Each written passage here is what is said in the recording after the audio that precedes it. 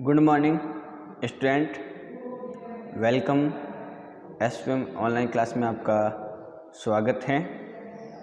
और आज फिर से हम सोशल साइंस की बात करेंगे इस वीडियो में। मुझे विश्वास है कि आप घर पर व्यवस्थित रूप से पढ़ाई कर रहे होंगे, अपना और अपने परिवार का ख्याल पूर्ण रूप से रख रहे होंगे और आपका मन पढ़ाई के प्रति विशेष लगा हुआ होगा, ऐसा मुझे विश्वास होगा और विश्वास है। आज फिर से हम सोशल साइंस की बात करेंगे इस वीडियो में।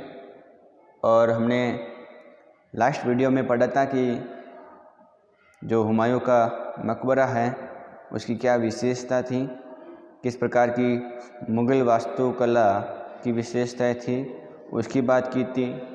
हमने शाहजहाँ के समय की कला के बारे में थोड़ा बहुत पढ़ा था कि शाहजहाँ द्वारा दिल्ली और आगरा में अनेक वास्तुकला के नए नए भवन या निर्माण कार्य करवाए। उन्होंने सभा कक्ष के रूप में दीवान ए खास और दीवान ए आम आदि सभा भवनों का निर्माण करवाया। और इस प्रकार से ये दरबार जो था 40 खंभों पर बना हुआ था, इसकी बात हमने कर ली थी। तो आज हम आगे बढ़ते हैं। तो उसी के आगे हम पढ़ते हैं। हमने यहाँ तक पढ़ लिया था, आज उसके आगे बढ़ते हैं। किताब में ध्यान देंगे सभी प्रत्येक लाइन पर और लाइन को समझेंगे और मेरी बात को समझने के लिए पूर्ण रूप से कोशिश करना। और अगर वीडियो समझ में नहीं आए तो एक दो बार ज़रूर देखना। तो आज बात करते हैं फिर आगे। लिखा है कि शाहजहाँ के सभा भवन विशेष रूप से मस्जिद से मिलते जुलते बनाएंगे। शाहजहाँ ने जो सभा भवन बनवाए, अब कौन कौन से बनवाए हैं, तो मैंने दो की बात की थी, दीवान ए खास, दीवान ए आम। ये दो सभा भवन बनवाए थे। दरअसल ये जो मस्जिद होती है, अगर आपने देखी होगी तो उसके मिलते जुलते बनाए थे। ये बात आपको ध्यान में रखनी है। उसका सिंहासन जिस मंच पर रखा था उसे प्राय किबला कोष्टक में लिखा है नवाज। तो नमाज के दौरान मुसलमानों के सामने की दिशा कहा जाता था। एक बड़ी बात यहाँ आपको जानने को मिलेगी कि जिस जगह पर उसका सिंहासन था, जिस मंच पर, उसे क्या क्या क्या कहते थे? किबला कहते थे। और दरअसल जो किबला दिशा होती है एक प्रकार की, जिस दिशा में मुसलमान अपना नमाज पढ़ने का काम करते हैं, जिस दिशा में मुसलमान नमाज पढ़ते हैं उस दिशा को वो क्या कहते हैं? किबला कहते हैं। क्योंकि जिस समय दरबार चलता था उस समय प्रत्येक व्यक्ति उस ओर ही मुँह करके बैठता। अर्थात इस वास्तुकलात्मक अभिलक्षणों का इस ओर इशारा था कि राजा पृथ्वी पर ईश्वर का प्रतिनिधित्व था। मतलब व्यक्ति दरबार में जब व्यक्तियों को बैठना पड़ता था, मंत्री वगैरह लोगों को, तो वो सिंहासन की तरफ मुँह करके बैठना पड़ता था। इसका मतलब उनका मुँह किसकी तरफ है? किबला की तरफ। और किबला मतलब उसकी तरफ है जहाँ जिस दिशा में मुँह करके दरअसल नमाज पढ़ी जाती है। इसका मतलब राजा की तरफ मुँह करके बैठा जा रहा है। अर्थात यहाँ राजा की ओर से एक तरह से एक कलात्मक रूप से इशारा किया गया है। उनके कला की इस अभिलक्षणा को देखे, कला की इस लक्षण चीज़ को देखे तो राजा पृथ्वी पर ईश्वर का प्रतिनिधित्व करने वाला है। मतलब कला को इस प्रकार से प्रकट किया कि राजा ही इस प्रकार से राजा पृथ्वी पर ईश्वर के रूप में प्रतिनिधित्व करे और उनके सामने जो लोग बैठ रहे हैं उनकी तरफ उनका मुंह हो। तो ये बात आपको ध्यान में रखनी है। लिखा है कि शाहजहाँ ने दिल्ली के लाल किले के अपने नवनिर्मित दरबार में राजकीय न्याय शाही दरबार के अंतर्संबंध पर बहुत बल दिया। मतलब शाहजहाँ ने जो दिल्ली में लाल किला बनवाया,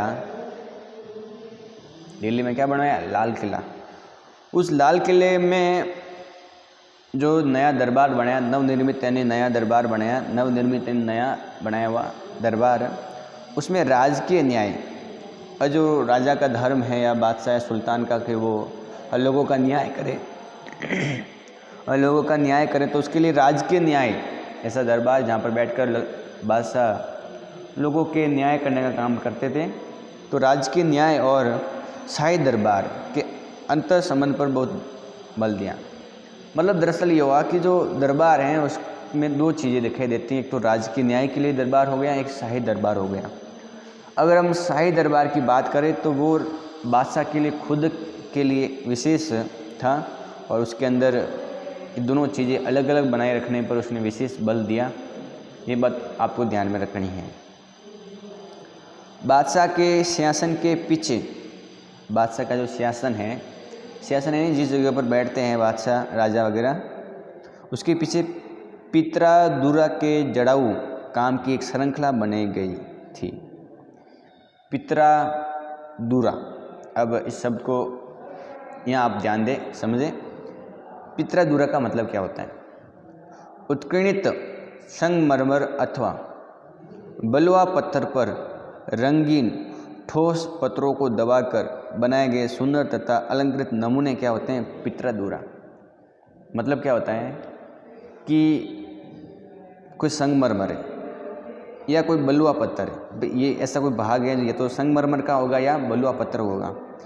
इस पर क्या किया है? इस पर सुंदर रूप से डिजाइन किए, पत्थर को दबा दबा करके, ऐसे कोई मोर बना दिया, कोई फूल वगैरह, पत्थर को दबा दबा कर रंगीन पत्थरों को, ठोस पत्थरों को, मतलब संगमरमर के जो बड़े पत्थर हैं, पट्टी हैं या बलुआ पत्थर की, उस पर सुंदर रूप से बारीक अलंकृत चीज़ें बनाई हैं। ये जो पूरा होता है इसको बोलते हैं पित्रादुरा। तो शाहजहाँ का जो सिंहासन था उसके पीछे इस प्रकार का जो भाग है, जड़ा हुए नहीं, जड़े हुई चीज़, जोड़ी हुई, रंगीन पत्थर जुड़े हुए हैं, उसमें टच किए हुए हैं, अंदर फिट किए हुए हैं, कि एक श्रृंखला बनाई है बारीक काम से, जिसमें पौराणिक यूनानी देवता आर्फियस को वीणा बजाते हुए चित्रित किया गया था। अब इस प्रकार का जो पत्थर बनाया है जड़ाऊ, जिस पर रंगीन पत्थरों का प्रयोग करके, जब इसको डिज़ाइन को देखते हैं तो इसमें हमको एक चीज़ दिखाई देती है, जो पौराणिक यूनानी देवता हैं, पुराने समय के जो यूनान के देवता हैं, जिनका नाम है आर्फियस। तो आर्फियस को यहाँ इसके अंतर्गत वीणा बजाते हुए चित्रित किया गया है। मतलब जो ऐसा उन्होंने इस प्रकार का जो संगमरमर या बलुआ पत्थर पर जो डिज़ाइन तैयार की है, उसके अंदर इस प्रकार का एक चित्र बनाया है, जिसके अंदर यूनानी देवता जो आर्फियस हैं उनको वीणा बजाते हुए दिखाया गया है। क्या कर रहे हैं? वो वीणा बजा रहे हैं। इस प्रकार का चित्र बनाया हुआ है।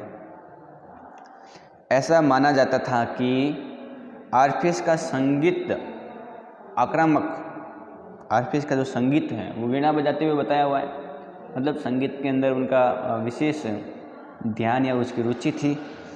तो कहा जाता है कि आर्फियस का जो संगीत है वो आक्रामक, मतलब आक्रमण करने वाले आक्रामक जानवरों को भी शांत कर देता है। आर्फियस के जो संगीत की विशेषता यहाँ पर उनको बताई है कि वो उनके संगीत में इतनी बड़ी बात थी कि अगर कोई जानवर आक्रामककारी है, आक्रमण करने वाला, और वो अगर संगीत की धुन सुन ले और उसके कानों में संगीत की धुन चली जाए तो वो शांत हो जाता है। इतनी ताकत है संगीत में, ऐसी आर्फियस के संगीत की बात की गई है। तो मेरे हिसाब से बात आपको समझ में आ गई होगी। आगे देखो किताब में लिखा हुआ है, और वे शांतिपूर्वक एक दूसरे के साथ रहने लगते थे। मतलब अगर जैसे मान लो आर्फियस ने संगीत बजाया और संगीत बजाते ही जो जानवर आक्रमणकारी है वो शांति से रहने लग जाता है, उनके साथ में रहना शुरू हो जाता है। शाहजहाँ के सार्वजनिक सभा भवन का निर्माण ये सूचित करता है कि न्याय करते समय राजा ऊंचे और निम्न सभी प्रकार के लोगों के साथ समान व्यवहार करेगा और सभी सद्भाव के साथ रह सकेंगे। शाहजहाँ ने एक सभा भवन बनाए सभा करने के लिए, बैठने के लिए, सार्वजनिक रूप से। अब जब इस सार्वजनिक सभा भवन को हम देखते हैं और इस प्रकार से हमारे दिमाग में एक बात पता लग जाती है कि न्याय करते समय जो राजा हैं वो ऊंचे वर्ग के जो लोग हैं या निम्न वर्ग के जो लोग हैं, अमीर या गरीब लोग हैं, उनके साथ समान रूप से व्यवहार करें और सभी के साथ में सद्भाव, सही भाव के साथ में रह सकें। बात समझ में आ रही ना कि भाई जैसे कोई सभा भवन बना दिया और उस सभा भवन में कोई भी वर्ग के व्यक्ति आ सकते हैं उनको न्याय करवाने के लिए, तो वो एक प्रकार से राजा की जो दृष्टि है न्याय के प्रति वो समान हो सके, इस प्रकार के सार्वजनिक सभा भवन बनवाए शाहजहाँ ने। मेरे हिसाब से ये बात भी आपको समझ में आ गई होगी। आगे लिखा है देखो, शासन के आरंभिक वर्षों में शाहजहाँ की राजधानी आगरा थी। जब शाहजहाँ दिल्ली की सत्ता पर या दिल्ली के शासन पर बैठा तब उसकी जो पहले राजधानी थी आरंभिक यानी पहले, वो आगरा थी। राजधानी क्या थी? आगरा थी। इस शहर में विशिष्ट वर्गों ने अपने घरों का निर्माण यमुना नदी के तटों पर करवाया था। आगरा जो शाहजहाँ की आरंभिक राजधानी थी और यहाँ के जो विशिष्ट अमीर वर्ग के जो लोग हैं उन्होंने अपने जो घर हैं वो यमुना नदी के तट पर करवाया। मतलब ये वहाँ के शाहजहाँ की जो राजधानी आगरा है, वहाँ के जो अमीर वर्ग के लोग हैं उन्होंने जब भी अपने घर बनवाए तो यमुना नदी, आगरा में नदी बहती है यमुना नदी, उस नदी के किनारे अपने घर बनवाए। इनका निर्माण 4 बाग की रचना के ही समान औपचारिक बागों के बीच में हुआ। उन्होंने जो अपने घर बनवाए विशिष्ट वर्गों ने, उन्होंने दरअसल जो अपने घर बनाए वो 4 बाग के बीच में या उनके समान ही उनके साथ में या उनके बीच में इस प्रकार के घर बनवाए औपचारिक बागों के रूप में, अपने खुद के बागों के लिए। 4 बाग की योजना के अंतर्गत ही अन्य तरह के बाग भी थे। ये जो 4 बाग की योजना थी जो हमने बाबर से शुरुआत की थी और अकबर ने भी बनवाए थे, इस योजना के साथ साथ में अन्य प्रकार के भी और बाग बगीचे थे जिन्हें इतिहासकार दरअसल नदी तट बाग कहते थे। क्या कहते थे? नदी तट बाग कहते थे। ठीक है। इस तरह के बाग में निवास स्थान 4 बाग के बीच में स्थित न होकर नदी तटों के पास बाग के बिल्कुल किनारे पर होता था। ये जो नदी तट बाग हैं इसमें बात करें तो निवास स्थान 4 बाग में नहीं होता था और जो निवास स्थान है वो नदी के तट पर जो स्थित है उसमें होता था, किनारे पर। भाई नदी के किनारे एक बाग बना दिया और उस बाग के अंदर निवास स्थान बना दिया, तो नदी के तट पर बनाया बाग तो उसका नाम क्या हो गया? नदी तट बाग। मतलब ऐसा बाग जो नदी के किनारे पर बना हुआ है और वहाँ पर निवास स्थान बना दिया तो वो 4 बाग से अलग हो गया। ठीक है, तो ये बात आपको ध्यान में रखनी है। तो इस प्रकार से आप ये ध्यान रख सकते हो कि 4 बाग और नदी तट बाग क्या होते हैं। उसके अलावा आपको ध्यान देना है कि शाहजहाँ ने अपने शासन की भव्यतम वास्तुकलात्मक उपलब्धि ताजमहल के नक्शे में नदी तट बाग की योजना अपनाई। अब देखो, शाहजहाँ ने जो ताजमहल बनाया है उस ताजमहल के अंदर जो भव्यात्मक वास्तुकला हमको दिखाई देती है, एक भव्य विशाल वास्तुकला हमको ताजमहल के रूप में दिखाई देती है। तो ताजमहल भी यमुना नदी के किनारे पर है और वहाँ पर भी जो अपन को बाग बगीचों की जो एक श्रृंखला दिखाई देती हैं वो है दरअसल नदी तट बाग की योजना। तो एक बात आपको ध्यान में रखनी है कि शाहजहाँ ने भी ताजमहल के निर्माण के समय नदी तट बाग की योजना अपनाई है, क्योंकि नदी के किनारे पर है बाग बगीचे, वहाँ पर कोई निवास स्थान बना दिया, कोई वास्तुकला के नमूने बना दिए तो वो नदी तट बाग के रूप में हो गई। आगे लिखा है कि यहाँ सफ़ेद संगमरमर का मकबरा नदी तट के एक चबूतरे पर तथा बाग इसके दक्षिण में बनाया गया था। अगर हम ताजमहल की बात करें तो ताजमहल एक सफ़ेद संगमरमर के चबूतरे पर, ठीक है, बनाया। ये जो इमारत है, ये जो मकबरा है और जो बगीचा है वो दक्षिण में बनाया गया है। किसमें बनाया हुआ है? दक्षिण दिशा में बनाया हुआ है। तो एक बार आप ताजमहल देखो, इसके बाद में इस बात को समझना है। अब देखो ताजमहल दिखाई दे रहा है सभी को। क्या आप ताजमहल घूमने के लिए गए हुए हैं? ताजमहल देखने के लिए वहाँ आगरा? जो गए हुए हैं बहुत बढ़िया, और नहीं गए हुए हैं तो कोई बात नहीं, किताब में देख लो, किताब में आपको ताजमहल दिखाई दे रहा है। अब देखो ताजमहल ये आपको नीचे दिखाई दे रहा है इस प्रकार का। ये सफ़ेद संगमरमर से क्या बना हुआ है? एक चबूतरा बना हुआ है।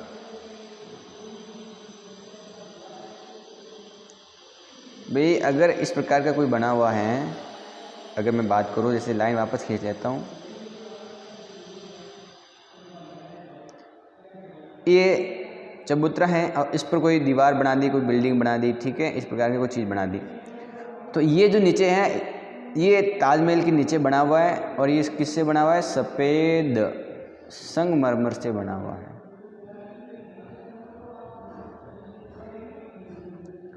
किससे बना हुआ है? सफ़ेद संगमरमर से बना हुआ है। बात समझ आ रही ना? इसके अलावा इस ताजमहल के दक्षिण में, ये जो है ना दक्षिण, भाई इस प्रकार के ताजमहल, ये उत्तर दिशा, ये दक्षिण दिशा, और ये है पश्चिम, ये है पूर्व। अब देखो ताजमहल यहाँ है, ठीक है, तो इसके दक्षिण में क्या है? बगीचे हैं। तो ये इस ताजमहल के दक्षिण में बगीचे हुए कि नहीं हुए? ये जो आपको बाग बगीचे दिखाई दे रहे हैं नीचे, इस प्रकार के बगीचे जो नदी तट बगीचे हैं या बाग है, ये इस ताजमहल के दक्षिण में बनाए गए हुए हैं। और ये चबूतरा आपको सफ़ेद संगमरमर का दिखाई दे रहा होगा। फिर किताब में ध्यान दें, नदी पर सभी अभिजातों की पहुंच पर नियंत्रण हेतु शाहजहां ने इस वास्तुकलात्मक रूप को विकसित किया। दिल्ली में शाहजहानाबाद में उसने जो नया शहर निर्मित करवाया उसमें शाही महल नदी पर स्थित था। अब देखो दरअसल ये जो ताजमहल बनवाया है वो उस नदी के सभी जो वहाँ जो लोग रह रहे हैं वहाँ तक जा सके, तो वहाँ पर पहुँच करने के लिए शाहजहां ने इस प्रकार की कलात्मक चीज़ बनाई है। और दिल्ली में उसने एक नया शहर बसाया जिसका नाम था शाहजहानाबाद, ठीक है। तो शाहजहानाबाद में उसने एक नया शहर निर्मित कर लिया और उसमें उसने एक शाही महल बनवाया नदी के किनारे पर, जो केवल विशिष्ट कृपा प्राप्त अभिजातों, मतलब विशेष लोगों के जो वर्ग लोग हैं उन्हीं को वहाँ पर मिलने के लिए दिया जाता था। तो केवल विशिष्ट कृपा प्राप्त अभिजातों जैसे उसके बड़े बेटे दारा शिकोह को ही नदी। और ताजमहल देख लिया। अब लिखा है देखो, आगरा का ताजमहल, आगरा में ताजमहल है, इसका निर्माण 1643 में करवाया और इसमें पूरा हो गया। 1643 में ताजमहल बनकर पूरा हो गया, शाहजहां ने करवाया। ये ताजमहल का है, आगरा में है। तो जो दिल्ली में नया शहर बसाया और वहाँ पर जो शाही महल नदी के किनारे पर बनाया, तो उसमें जो विशिष्ट प्रकार के लोग थे, अभिजात लोग थे, उन्हीं को ही वहाँ पर मिलने दिया जाता था। जैसे अगर उनके जो बड़े बेटे थे दारा शिकोह को ही नदी तक पहुँच मिली थी, ठीक है, तो को नदी तक पहुँच मिली थी। अन्य सभी को अपने घरों का निर्माण यमुना नदी से दूर शहर में करवाना पड़ता था। मतलब नदी के किनारे उन्हीं लोगों को, विशेष अभिजातों लोगों को, बड़े वर्ग के लोगों को, अपने करीबी लोगों को ही वहाँ पर जगह मिलती थी और वहाँ पर वो घर बना सकते थे। बाकी को नदी से दूर घर बनवाने के लिए कहा गया। ठीक है, तो ये बात आपको ध्यान में रखनी है। एक बार किताब में जो मानचित्र दिखाई दे रहा है चित्र, इसको ध्यान से देखो और इसमें जो लिखा हुआ है उस बात को समझना भी है। एक नक्शे से आगरा के नदी तट बाग शहर का पुनर्कल्पित दृश्य। मतलब ये जो नदी है आपको दिखाई दे रही है, इसके चारों तरफ बगीचे दिखाई दे रहे हैं। ये सब जो बगीचे हैं नदी तट बाग हैं। कैसे है? नदी तट बाग, नदी के किनारे, नदी के तट पर जो बाग बनाए हुए हैं वो नदी तट बाग। ध्यान दें कैसे यमुना के दोनों तटों पर अभिजातों के बाग महल बने हुए हैं। जो बड़े वर्ग के लोग हैं, विशिष्ट, उनके महल बने हुए हैं, उनके बाग बगीचे बने हुए हैं नदी के किनारे। ताजमहल बाईं और ताजमहल दिखाई दे रहा है आपको, ये देखो, ये ताजमहल है। क्या है यहाँ पर? ताजमहल, इस नदी के किनारे। चित्र 15, नीचे जो 15 दिया हुआ है, दिल्ली के शाहजहानाबाद की योजना की तुलना आगरा की योजना से की गई है। इस शहर की भी तुलना है वो आगरा से की गई है। तो आज के लिए इस वीडियो में इतना ही, बाकी अपन अगली वीडियो में बात करेंगे। आप सभी का बहुत बहुत धन्यवाद वीडियो में बने रहने के लिए, और घर पर आराम से मस्त रहिए, पढ़ाई करिए।